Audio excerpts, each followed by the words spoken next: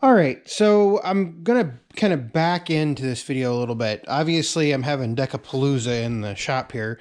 We've got the 7-iron for the X748, we've got the 60-inch for the 455, and then we've got the 72 for the 1445. But as I mentioned in the 445, one of the latter videos, I need to rebuild this deck, rebuild the spindles.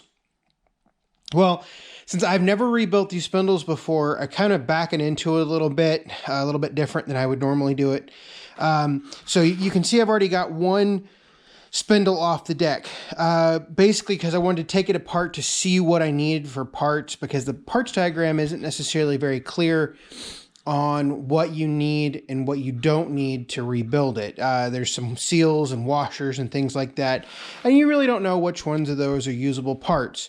Naturally, in the process of doing all this, I found out that of all of my tools that I have, the nut on top of the spindles is a 30 millimeter, or at least that's what I used. It seems a little loose, but I would assume it's metric. So it's a 30 millimeter, so I went ahead, I had to go buy a 30 millimeter socket. You will need some type of impact gun to take that nut off.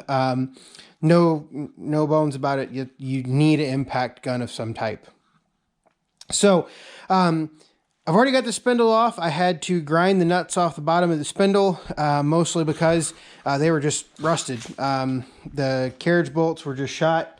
I got the wear ring over here, or the stabilizing ring over here on the other side. So here's what a spindle all taken apart looks like. The shop is an absolute pit. All right, so here's what we've got here. Here's the spindle housing right here. And I've already got the bearings out. Here are the bearings. You can order them through Deere, or you can order them elsewhere. It's NTN USA 620504 if you're interested in ordering them. I don't know how well that'll come through on video. But you've got your housing, you've got a bearing that sits on either side. And then on top of each one of those bearings, or bottom, I guess, on the bottom you have an oil seal or grease seal that goes in the bottom.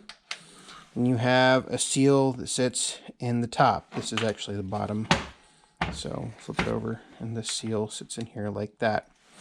You have your bushing, I guess you would call it, that sits in between the two bearings, and then you've got various washers that go onto the splined shaft. Here is the splined shaft. The grease port's right there. All of this should come apart relatively easy. At least it did on mine. I don't think that should be much of a problem. I literally just kind of, in fact, I kind of mashed my fingers. I literally set, after I got the nut off there, I set this on the counter or on the bench here, and I pushed down on the housing, and everything popped right off, and my finger was under there. So it was very unexpected how easy it came apart. So this week, what I'm going to do is I'm going to order the bearings, and I'm going to order the seals. The seals are probably the most expensive part. The bearings are only like 11 bucks each through Deere. That means that they're probably 7 bucks each somewhere else, or Deere just orders a boatload of them and they're the same price. I don't need these washers. There's various washers. This is the one on the bottom because it's not keyed. You've got a washer right here for spline, and you got one that sits underneath there. So that kind of sits like that. Other than that, I think I just need bearings and those seals. I'll get the bearings put in here. So bearings come from either side. I was able just to push them out with a brass punch. That way I use the brass punch. You can see I kind of deformed the end there. Use the brass punch. That way you're not damaging any steel surfaces or anything like that, because brass is going to be softer than steel.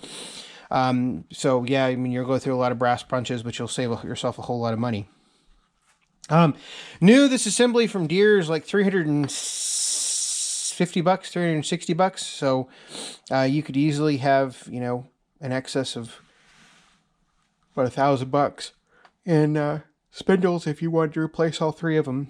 Unfortunately, this is something I will have to work on. I bent this, I dropped after I got the spindle off, I dropped it on the floor.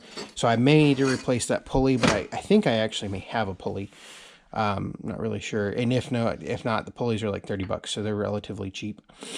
And then the seals are like $20 a piece from what I remember. One's 18 and one's 21. I'll do a complete rundown on cost. Right now the 455 has the other 60-inch deck on it. That one kind of needs new bearings too, but not nearly as bad. So that's where we're at. Thanks for watching this video. I'm probably just going to stop it here. That way you can kind of see. I will do a video of me taking one apart. I wasn't about to set up a video camera when I didn't know what I was doing. Just not something I really wanted to get involved in because there was quite a bit of, there were some 4-letter words and stuff like that said. But I will take one apart on camera. That way you can kind of see how it comes apart. And then I'll rebuild one on camera. So thanks for watching.